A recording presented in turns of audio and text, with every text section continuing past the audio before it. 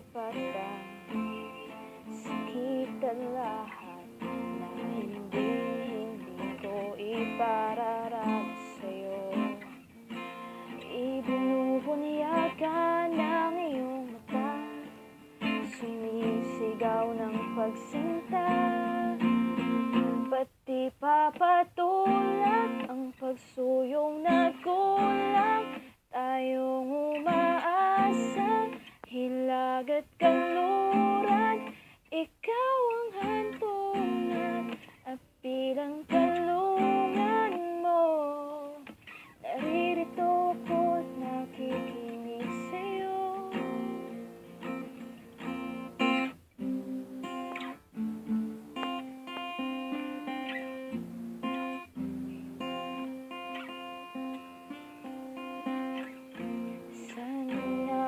Patunong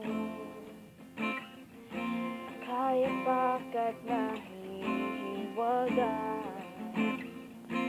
ang bagyo ng tadhana ay dinadala ako sa init ng bisig mo, pati pa sabihin ang hindi mo maamin, ipauubaya na lang ba to sa